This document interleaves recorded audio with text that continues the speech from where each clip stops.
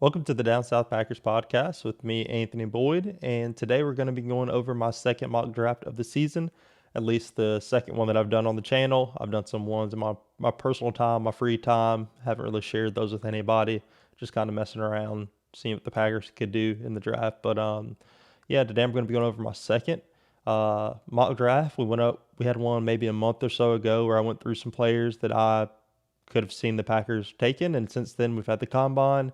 We've had pro days, we've had top 30 visits, we've had Zoom meetings. So it's been a lot that's changed here in the last month or so. And I'm going to go through who I have the Packers picking at pick 52 or wherever I have them picking at. And I'll get into that here in a second. I just want to let you guys know that Brian Gutekunst did have a press conference earlier today. Today is April the 21st. It's currently 10 o'clock at night. I'm recording this, but Goody had a press conference earlier in the day today to go over kind of his pre-draft thought process and what he sees the team needing. Also went over some other questions that the reporters asked, checking on Zach Tom's health. But he talked a little bit about his mindset going into this one, and I think he didn't necessarily reveal anything. Obviously, as a GM, he doesn't want to give away too many of his secrets or what he's thinking heading into the draft, but he did make it pretty clear to just about everybody that the Packers will be looking for multiple cornerbacks in this draft. He also said that they might be looking for a true nose tackle, but he did say that he believes Nazir Stackhouse and Devontae Wyatt could step up in that position and be the nose tackle for this Jonathan Gannon defense. And then he also made it pretty clear that they could be looking for some depth on the O-line, even though they did bring back Darian Kennard. And he also expressed some belief in Jacob Monk after he started, I think, week 18 last year. So Goody has faith in the offensive line, but I'm sure he'll want to keep stacking that room. The cornerback room's pretty thin, and it hadn't been great here recently, so he's going to look to bolster that room. Receiver room, I'm expecting some kind of movement there. You lost Romeo Dobbs and Devon. Oh gosh, Dontavian Wicks. I'm so sorry, Dontavian Wicks, Don Wicks. I'm so sorry. Lost those guys, but yeah, I'm gonna head to my mock draft with those things in mind. Just a couple of the other comments that he made, saying that you can find some value later in the draft with people that people are taking earlier in the draft. You look at their production, you can compare it to some of the guys later in the draft and still find pretty good value. This is a draft he said he had to look at it a little differently. So hopefully I captured some things through his eyes. My first pick is very unrealistic. I understand. You don't have to flame me in the comments. I know it's not a very realistic pick, but at pick 52, I did not trade out of pick 52. I stayed there for this reason because this guy was still on the board. And to be fair, I tried to reset the draft on PFSN numerous times, and he still kept coming back to me. I restarted this draft 3 times in a row, and yet all 3 times he kept following me. So I'm going to assume maybe that's a sign. But Chris Johnson out of San Diego State did fall to me at pick 52. He's a very popular name right now in the draft world, especially with McCoy from Tennessee having a bum knee or possibly needing injury again on his knee, even though it's not related to his torn ACL. Chris Johnson's name has been floated around a lot. He's been in the Packers space, Packers Twitter for a while. A lot of people like him for very good reason. He's a very fluid corner. He also has the ball production. He had 4 interceptions last season. He is able to come up and tackle in the open field, which is something that the Packers have struggled with, especially last season. Carrington Valentine has the ability to diagnose plays, but he would often miss tackles. Chris Johnson could hopefully help that out, along with the addition of Benjamin St-Juste. I like a lot about Chris Johnson. There's not much to hate about him. He runs a 4.4. He doesn't, if he gets burned downfield, he's kind of average with his closing speed, or a little above average probably. He's not a bad corner. If the Packers had him at pick 52, I would be very happy. He doesn't get penalized much because he's not super handsy. He relies on his technique. I like that about him. I can't say much more about him. I think there's enough Packers people on here. People go way more depth with me, have more access to film, who could tell you more about Chris Johnson if you want to go look at those videos. But I'm just going to say I had the Packers taking Chris Johnson at pick 52.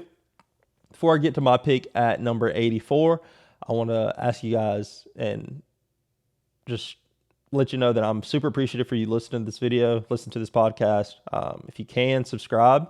It's a small little gesture. It means a lot to me. After our last video, the free agency video, we had a lot of traction, and I appreciate you guys just taking the time to subscribe to the channel. So if you're new and you're listening, subscribe.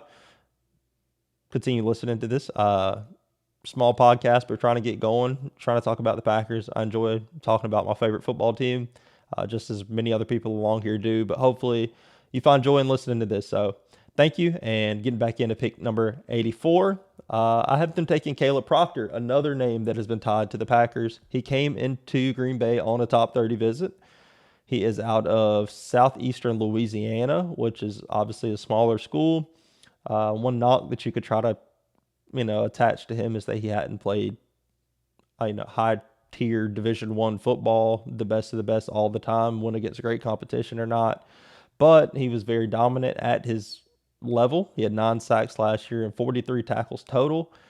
He also played against LSU last year, and I think he had 2 sacks and 3 tackles for loss in that game. He played really well. Now, that's not saying much considering LSU's offensive line. I'm an LSU grad. LSU's offensive line stunk. Garrett Nussmeier was getting killed the entire season, which is probably why he was injured and tanked his draft stock. But I still like Caleb Proctor a lot. He's very quick off the ball. He's a smaller defensive tackle. Maybe not what Goody's looking for per se, looking for that big gap filler in the middle. But I think he could help the defensive line. If you're saying you have Stackhouse and Wyatt to play more nose tackle, then you have another quicker defensive tackle that could create some quick pressures in the middle of offensive line. That's something the Packers did not have last year at all. No kind of pressure in the middle once Wyatt went down. So if you bring in a Caleb Proctor and maybe he can make a difference on the interior of the line, then you get Micah Parsons back. He's rushing the edge. You have a little bit of a combo there. I think that's a good little balance to have. And Proctor's not bad against the run, even though he's at a smaller frame. I think he's only like 290 pounds. He's not a 300-pound guy, but I think he could use that speed. He has all the different moves in his bag. He can rip. He can rush you, bull rush you, long arm you. He has a lot in his bag for a guy that didn't play at the high D1 level. So if the Packers picked him at 84, I'd be extremely happy. Pick number 120, heading down into the third round, I had them taking Dejon Stribling. I don't know how to pronounce him. So sorry, brother, if you're listening to this somehow. Out of Ole Miss, wide receiver, had production in his past 2 seasons of college. In 2024, he was at Oklahoma State. He had 800 yards receiving, a little bit over 800 yards receiving. And then this past season at Ole Miss, he had over 800 yards receiving and 6 touchdowns, 55 receptions, 811 yards, 6 touchdowns. Can do a little bit of everything. He has rack ability. Once he catches the ball, he ran 4.36 at the combine. My favorite thing about him, which a lot of people have highlighted on Twitter, is that he is willing to block. And in this Matt LaFleur offense, if you don't block, you do not get the ball. That's something that's super big to LaFleur. And with Deshaun coming in, I think he'll be able to do that. He'll be able to block and fit right into what this offense is doing, and he'll buy into it because it's something that he seems to take pride in on his own already.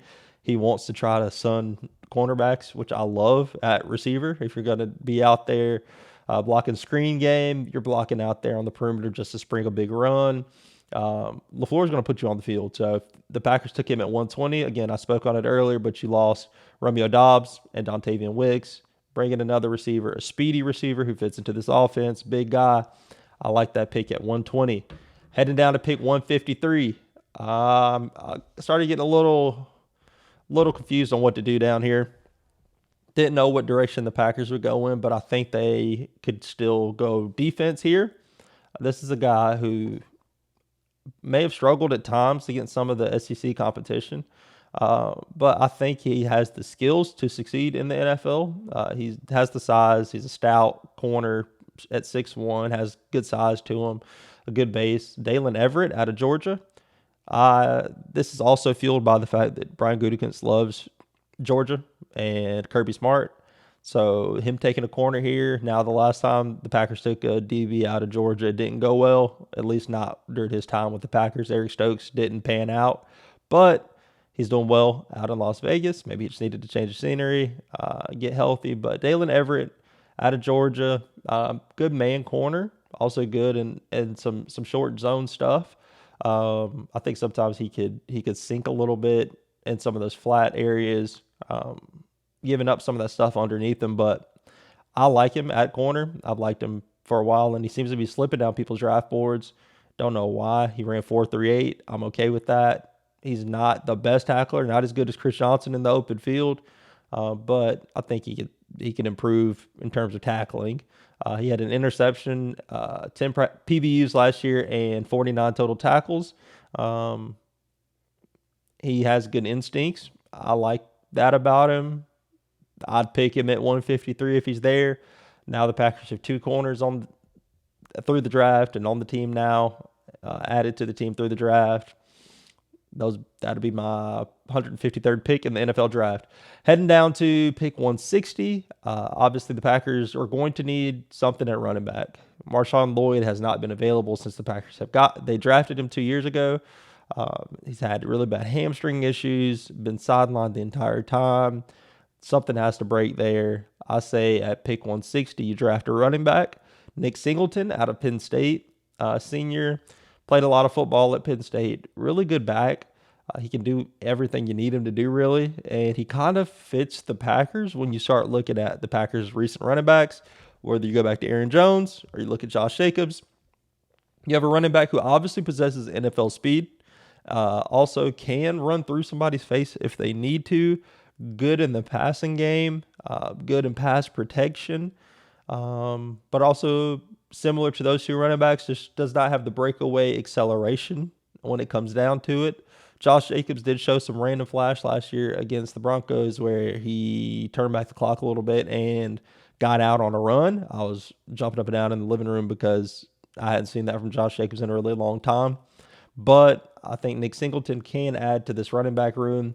Only thing he doesn't seem to have is that acceleration to really take off and score, break long plays. So I'm okay with that. I'll be fine with the Packers taking him at 160. Packers need a running back. I know they've been tied to Kalen Black a lot. If either one of those guys is here at 160, I don't see any issue with that. Or at 153, take a running back, add some depth to that room. You hope and pray that Marshawn Lloyd can get healthy. Praying for him and that he can heal and return to the football field 100%. Hope he figured out something over the offseason because he looks like an explosive player when he was at USC, and I'd like to see him out on the football field for the Packers. Pick 201. I have the Packers going offensive line here. Carver Willis out of Washington is a tackle, but he has experience. Well, he's a tackle, but he has size to probably be a guard at the NFL. He just doesn't have the height that you would kind of expect a tackle to have and the length to have at the NFL level. But you can use him at guard and center, just that middle of the offensive line kind of area. Kind of what Gutekunst would look for. Just a guy who could play at multiple different places. Could he play tackle? Yes, if you needed him to. If it came down to it, he could probably be substituted in a tackle. But he's athletic. Another thing that Brian Gutekunst looks for. He ran some wide zone stuff at Washington, and that fits into Matt LaFleur's scheme. He ran a 5.11 in the 40. Like I said, an athletic guy. This seems like something that Goody would do. His kind of player he would pick. Hopefully, I'm kind of in his head right now picking some of the players he'd pick.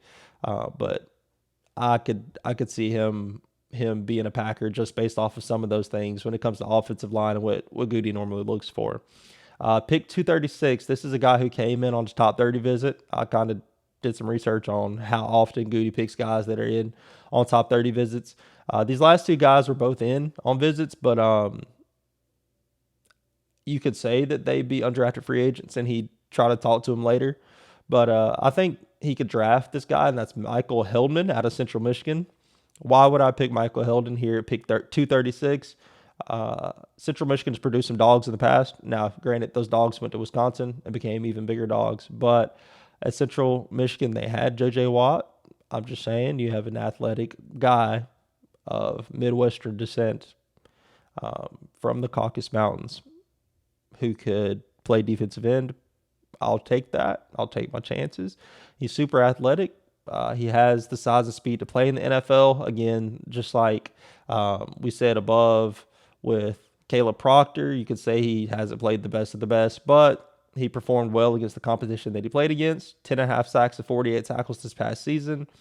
Some people say that he isn't as fast on the field as his testing numbers would show. I'm okay with that. We're talking about a late round pick here, a guy that came in, you talked to him, you had him in the building. Take a chance on him, bring him to camp. You have some need at edge rusher probably because Van Ness just isn't so far what you thought he'd be. Hopefully heading into year 5. Year 4, I believe, because they're talking about picking up his 5th-year option. Head into this next year that he plays better and that you can extend him, but we'll see. I'm okay with picking up a defensive end here later in the draft. And then pick 255, my final pick for the Packers in this draft is Ethan Oneinwa. I just looked up how to pronounce it, out of Ohio State. He did not play much for Ohio State, which could be a red flag. You could say that's a problem. If you didn't play in college, how are you going to play at the NFL level? Late round flyer, a guy who has the size to play in the NFL. Again, came in on a top 30 visit. The Packers, like I said earlier, could use some offensive line depth. He could play guard and tackle. He did that at Ohio State and in college in general. I think he was at Rice before that. Just continue to try to bolster the offensive line room, get some competition in there, keep those guys on their toes. But I do think the Packers' plan for offensive line, obviously going into this next season, is to go with the 5 that are there, especially after hearing Goody say today that Zach Tom's knee is doing well and he had surgery on it. I think they know their 5 that they want to roll with. I have faith in Belton trying to improve and get better. You have Ryan. You have Aaron Banks, hopefully a healthy year under him, and then Jordan Morgan at his normal position at left tackle. So it's good to bring in some competition, keep those guys on their toes, keep them fighting for their jobs. But the Packers know they're 5. But I'd take Ethan Oneinwa from Ohio State at pick 255. So again, to recap my 8 draft picks, and with that being said, I want to say that too, that Goody will probably trade just because he has 8 picks. He has the ability to trade. If he has the chance to trade down, I'm sure he will to have more capital. But at pick 52, I have the Packers taking Chris Johnson, South Dakota State cornerback. Pick 84, defensive tackle Caleb Proctor out of Southeastern Louisiana. At pick 120, I have Dejon Stribling out of Ole Miss. Pick 153, cornerback Dalen Everett out of Georgia. Pick 160, running back Nick Singleton out of Penn State. Pick 201, tackle Carter Willis out of Washington. Pick 236, Michael Heldman, defensive end out of Central Michigan. And pick 255, guard Ethan Oneinwa out of Ohio State. Those are my 8 picks for the draft. Again, Goody might make a trade just because he can. There's some teams that are kind of pick hungry, like the Seahawks, who don't have much right now. But that's my 8 for the Packers. Let me know what you think about it. Let me know who you agree with, who you don't like in the Packers system. I know a lot of these names have been floated around on Twitter and on YouTube already with the Packers. I tried to come up with some names, but these guys just seem to fit the Packers and what the Packers do. Fit Matt LaFleur's kind of scheme and his system and how his teams have been built historically. But let me know what your thoughts are. Let me know who you agree with, who you disagree with, what other players you think would be perfect for the Packers. Again, subscribe to the channel. Try to get more content out. Try to keep talking about the Packers to you guys, interacting with everybody. I love and appreciate the support. I'm thankful for it. And until the next video, love you guys. And as always, go Pack Go.